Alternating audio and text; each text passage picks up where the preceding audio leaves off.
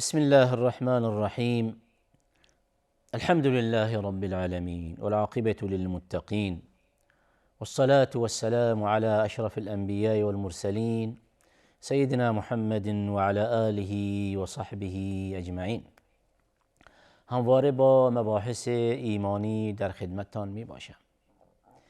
در نشست گذشته عنوان شد بر این که گناهان باعث می شوند بر این که انسان مسلمان را از دایره ایمان در واقع پرت کنند.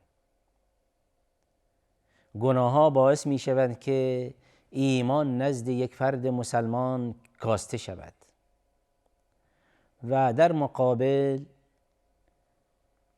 زیبایی ها و خوبی ها و انجام طاعت ها باعث می شوند که ایمان نزد یک فرد مسلمان افزایش یابد. در این مورد با استدلال به آیه کریمه قرآن کریم لیزدادوا ایمانا مع ایمانهم بر این باوریم بر این که با رعایت حلال و حرام و با رعایت زیبایی ها و خوبی ها و با انجام دادن انواع و اقسام عبادت ها ایمان نزد فرد مسلمان افزایش می‌یابد و با نزدیک شدن به دایره زشتی ها و بدی ها و با انجام دادن پلیدی ها ایمان نزد یک فرد مسلمان کاسته می شود. یکی از موارد مهمی که در واقع مرتبط به مبحثمان این است که به معجزاتی که برای رسول الله علیه السلام اتفاق افتاده است ایمان بیاوریم، اونها را تصدیق کنیم، در مورد اونها شک و شبهه‌ای نداشته باشیم، ایمان داشته باشیم بر اینکه تمام این معجزاتی که برای پیامبر علیه السلام اتفاق افتاده است این است که اونها را تصدیق کنیم و به اونها ایمان داشته باشیم و اونها را باور کنیم تا در نتیجه بر ایمانمان چه افزوده شود. یکی از مسائل مهمی که در این راستا در چند نشست گذشته مورد بحثمان بود این است که دعای رسول الله علیه السلام استجابت می شد و این یکی از در واقع معجزات نبوی مطرح می شود، بر اینکه پیامبر علیه السلام هر دعایی که داشتند از جانب پروردگارش استجابت شده است. حال پیامبر علیه السلام در چندین مورد برای افرادی از شاگردان خودش هم دعا داشتند، از پروردگار خودش درخواست نموده که یا رب دعای فلان بنده من هم استجابت بفرما. اینجاست که یکی از دعاهایی که در حق یکی از شاگردانش داشتند دعایی در حق دایی خودش، شاگرد خودش، شخصی که به عنوان یکی از سابقین اولین معرفی می شود، شخصی که به عنوان دایی پیامبر علیه السلام معرفی می شود، شخصی که از عشره مبشره معروف می باشند، شخصی که در واقع در مورد اون آیاتی در قرآن کریم نازل شده است، شخصی که در واقع در اوج جوانی ایمان آوردند و شخصی که در اوایل ابتدای بعثت رسول الله علیه السلام در واقع بعد از چند نفری ایمان آوردند و شخصی که در غزوات به عنوان یک مجاهد قهرمان و شجاعی در تمام نبردها شمشیرش بر علیه مشرکین برهنه بوده است. این شخصیت بزرگ رضی الله عنه سعد ابن ابی وقاص بودند و اینجاست که رسول الله علیه السلام در حق شاگرد خودش و داعی خودش با توجه به اون اخلاصی که این صحابی داشتند، با توجه به در واقع اون ایمانی که این صحابی داشتند، ایمانش به الله و رسولش، پیامبر علیه السلام دعایی داشتند اللهم استجب لسعد اذا دعاک، اللهم استجب لسعد اذا دعاک. دعا داشتن رسول الله علیه السلام: پروردگارا، بار الها، خالق من، رازق من، پروردگار من، رب من، این شاگرد من فلانی هر وقت که از تو درخواستی داشته باشد دعا کند، به لطف و کرمت دعای او استجابت بفرما. توجه فرمایید: اللهم استجب لسعد اذا دعاک.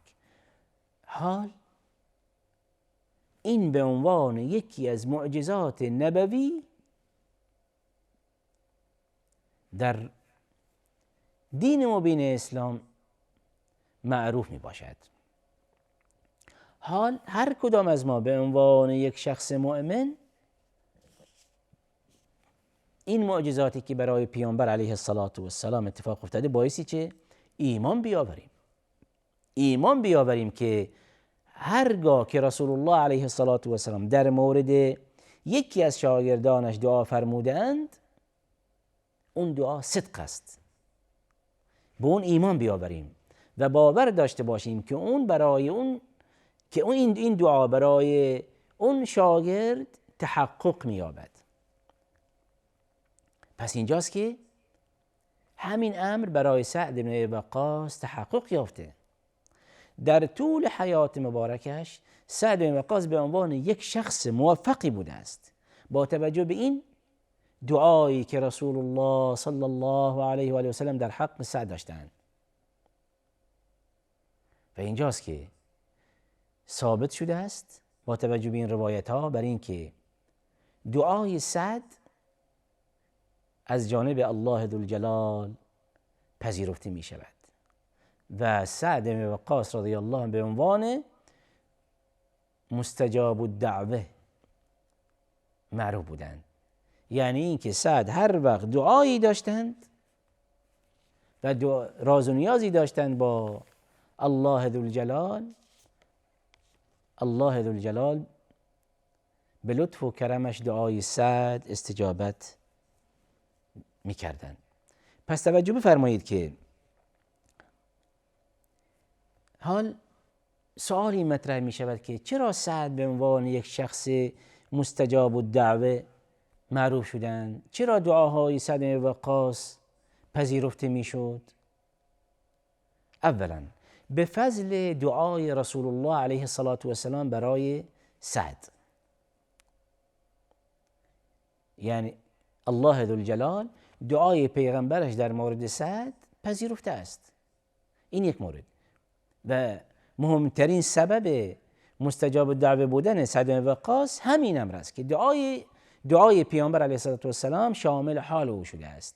اما مورد دوم از اون هم غافل نباشیم که این سعد بن وقاص در واقع شخص مؤهلی بوده، لایق و شایسته این بوده است که پیامبر علیه السلام برای او هم دعا کند. اگر در واقع تقوای سعد نبود، ایمان سعد نبود، فداکاری های سعد نبود، حضورش در جهاد نبود، حمایت سعد از دین مبین اسلام نبود، این همه فضایلی که در سعد دیده میشد و در نهایت رسول الله علیه السلام اون را لایق شایسته دونسته که برای او دعا کند. پس شایستگی و لیاقت سعد بن وقاص هم در این مورد نمیتوان نادیده گرفت. چنین نیست که در واقع رسول الله علیه السلام برای هر شخصی دعا بفرمایند. پس اینجاست که لازم و ملزوم است. اینجاست که دو طرف قضیه ما بایستی هم در نظر بگیریم. پس طرف دوم قضیه لیاقت و شایستگی سعد بن وقاص رضی الله عنه میرساند، برای اینکه این لیاقت رو داشته که پیامبر علیه السلام برای او دعا کند. و روایتی داریم که رسول الله علیه السلام میفرماید ارمی سعدا فداک امی و ابی. سبحان الله. پیامبر علیه السلام تنها در واقع پدر و مادر خودش را فدای یک صحابی کردند میگوید ارمی فداک امی و ابی. به چه کسی میگوید؟ به سعد. به سعد و بن وقاص چنین میفرماید که پدر و مادرم فدایت شوند ای سعد، تیر بینداز. این در میدان جهاده و این هم یکی از فضایلی که به مناقب مهم سعد بن وقاص می‌افزاید، بر این که سعد رضی الله عنه در میدان جهاد یک حضور فعالانه‌ای داشتند. در میدان جهاد یک شخص زبردستی بودند و تیرانداز ماهری بوده،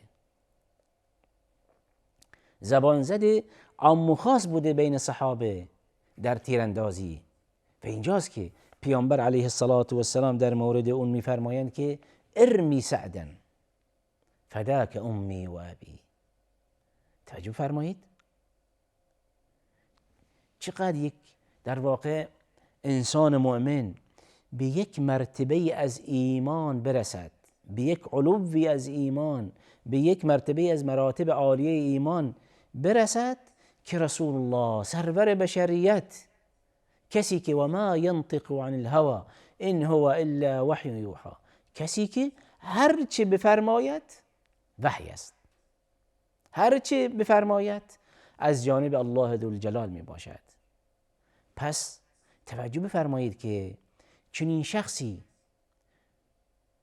رسول الله علیه السلام، چنین شخصیتی با این همه ارتباط وحی که بین خودش و خالق بشریت برقرار بوده است، سرور بشریت، رهبر جامعه اسلامی، این شخصیت بزرگ بیاید و در مورد یک فردی از افراد خودش بگوید که ارمی سعدا فداک امی و ابی.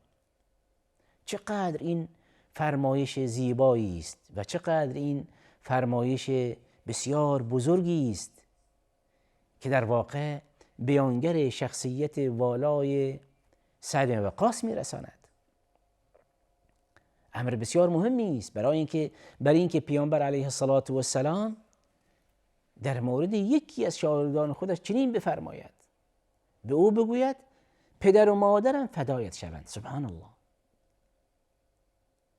پس اینجاست که اگر به قرآن کریم بازگردیم و آیات متعددی در مورد مهاجرین و انصار تلاوت میکنیم و اظهار رضایت و خوشنودی الله ذوالجلال در مورد صحابه کرام رضی الله عنهم در قرآن کریم شاهد هستیم، بیهوده نیست.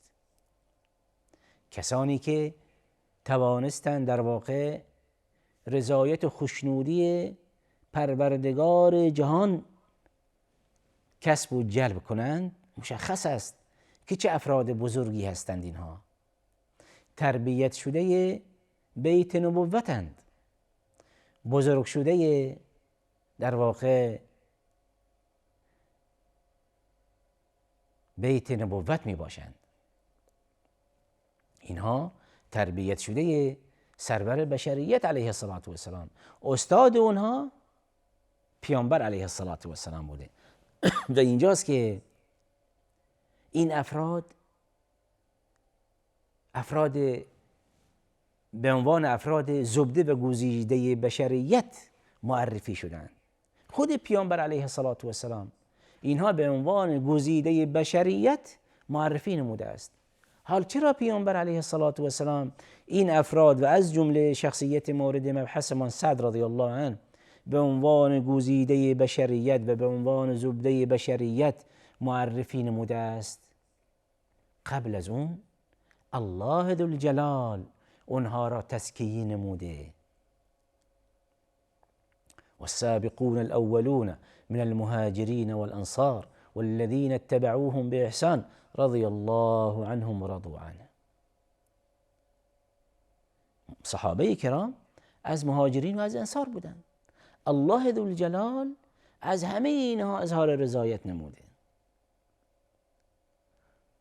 و با توجه به این آیات کریمه قرآن کریم که در مورد این بزرگان نازل شده، سرور بشریت علیه السلام امتیاز و مدال دیگری هم به شاگردان خودش اهدا میفرمایند که خیر القرون قرنی ثم الذين يلونهم ثم الذين. خیر القرون قرنی، بهترین نسل‌های بشریت، سبحان الله، پاکترین نسل‌های بشریت همین نسلی که با من زندگی میکنند. علی الاطلاق توجه فرمایید، پاکترین نسل بشریت از همان عهد پیامبر علیه الصلاة و السلام تا روز قیامت، خیر القرون قرنی، بهترین نسل‌های بشریت شاگردان ممتاز رسول الله علیه الصلاة و السلام بودند. پس اینجاست که این صحابه کرام مدال خودشان از الله ذوالجلال دریافت کردند، مدال خودشان از سرور بشریت علیه الصلاة و السلام دریافت کردند. به طور عموم همه صحابه رضی الله عنهم. یکی از این افراد همین شخصیت مورد مبحث ما که پیامبر علیه الصلاة و السلام در مورد او میفرمایند اللهم استجب لسعد اذا دعاک. دعای پیامبر علیه الصلاة و السلام شامل حال سعد بن وقاص شده است و به یک شخص مستجاب دعوه چه تبدیل شدند. پس توجه بفرمایید که این مدال هایی که از جانب الله ذوالجلال و از جانب سرور بشریت علیه الصلاة و السلام به صحابه کرام به طور عموم و علی الخصوص به این سعد بن وقاص بخشیده شده، در مقابل این افراد مؤهل بودند، شایستگی و لیاقت این داشتند که الله ذوالجلال در قرآن کریم در مورد اونها آیاتی نازل بفرمایند. شخصیتی که الله ذوالجلال اون را لایق و شایسته بداند، دیگر در مورد این شخصیت هرچه گفته شود کم گفته شود و هرچه بگوییم در واقع در مقابل اظهار خوشنودی و رضایت الله ذوالجلال از این افراد کم گفته ایم. پس اینجاست که دعا میکنیم که الله ذوالجلال به همگی ما توفیق دهد که اعمالی انجام دهیم که روز به روز بر ایمانمان بیفزاید و همچنین به ما توفیق دهد که اظهار رضایت و خوشنودی در مورد شاگردان پیامبرش علیه الصلاة و السلام و رضی الله عنهم داشته باشیم و هرگاه که افرادی همچون سعد بن وقاص رضی الله عنه بر زبان خودمان جاری کنیم، کلمه رضی الله عنه در واقع فراموش نکنیم. و آخر دعوانا ان الحمد لله رب العالمین.